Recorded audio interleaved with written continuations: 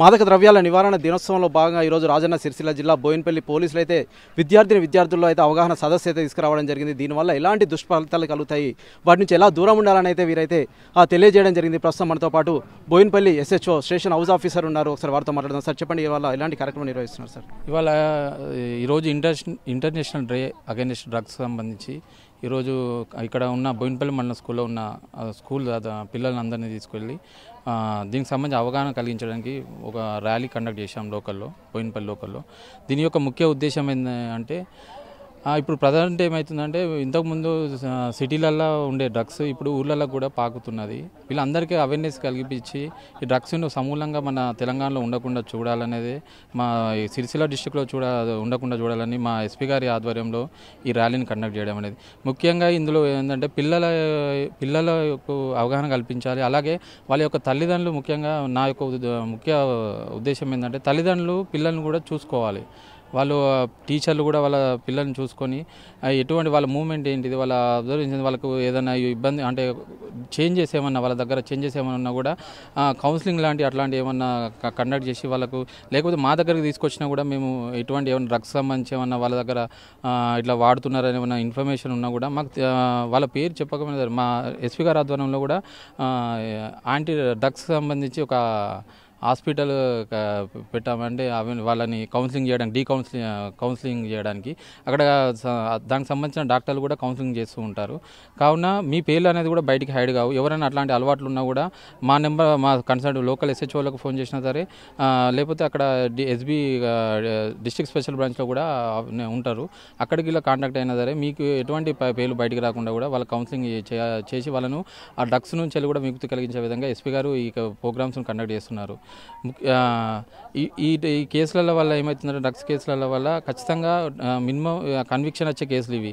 ఇటువంటివి కూడా ఎట్టి బస్సులో కూడా వాడకుండా ఉండాలని మా ముఖ్య ఉద్దేశం. అంటే ప్రస్తుతం అయితే కొంతమంది అయితే ఇతర ప్రాంతాల నుంచి అయితే ఇక్కడికైతే తీసుకురావడం జరుగుతుంది. కొంత అత్యాశకు పోయి అయితే కొంతమంది చిన్న పిల్లల జీవితాలతో ఆటలు ఆడుతున్న పరిస్థితి అయితే నెలకొంది. ఇటువంటి వారి మీద ఎటువంటి కేసులు బనాయిస్తున్నారు సార్?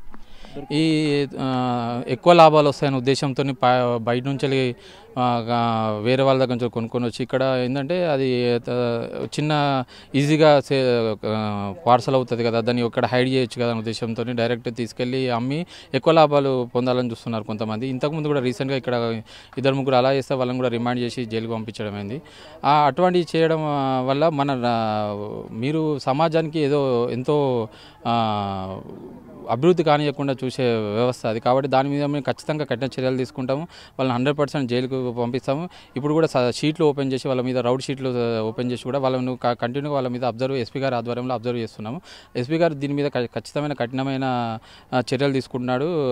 నిన్న కూడా 2 షీట్స్ కూడా వాళ్ళ మీద కొత్తగా అయిన కేసుల మీద కూడా షీట్స్ ఓపెన్ చేసి వాళ్ళ మీద కంటిన్యూగా వాళ్ళను అబ్జర్వ్ చేస్తూ ఉంటున్నాము. మా నిఘాలో ఉంటారు వాళ్ళు. ఓకే సార్, అంటే ఫైనల్గా చెప్పండి, ప్రస్తుతం అయితే ఉమ్మడి కరీంనగర్ జిల్లా వ్యాప్తంగా చూసినట్లయితే కొంతమంది పిల్లల్ని టార్గెట్ చేస్తున్నారు. అంతేకాకుండా చాక్లెట్ల రూపంలో సైతం గంజాయిని అయితే ఇస్తున్నారని అయితే కొంత ప్రచారం సైతం కొనసాగింది. జగిత్యాలకు సంబంధించి అయితే కొంతమంది చిన్న పిల్లలు కావచ్చు, ఆడపిల్లలని అయితే కొంత వీటికైతే అడిక్ట్ చేసి సైతం కొన్ని అసాంఘిక కార్యకలాపాలకు సైతం వినియోగిస్తారని చెప్పి కొంత ప్రచారం సైతం జరిగింది. గతంలో చూసినట్లయితే వారిని కరీంనగర్ స్వాదర్లో సైతం వారి పిల్లల నుంచి అయితే కౌన్సిలింగ్ సైతం ఇవ్వడం జరిగింది. అంతేకాకుండా తల్లిదండ్రులకు ఎటువంటి సూచనలు చేస్తారు సార్? మన దగ్గర అయితే చాక్లెట్స్ అట్లా ఇంతవరకు అయితే ఎటువంటిది లేదండి. కామన్గా ఏంటంటే ఆ డ్రగ్స్ పొడి ఉంటుంది కదా, అట్లా మా దగ్గర అక్యూజుల దగ్గర సీజ్ చేసాం, కానీ అట్లాంటి ఎటువంటివి లేవు. మేమైతే మా SP గారి ఆధ్వర్యంలో దాన్ని కంటిన్యూగా ఒక 24 గంటలు కంటిన్యూగా మానిటర్ చేస్తూనే ఉన్నారు సార్. దాన్ని మాకు ఒక గైడ్లైన్ చేసుకుంటాం, దాని మీద ఉక్కుపాదం మోపుతూనే ఉన్నాము.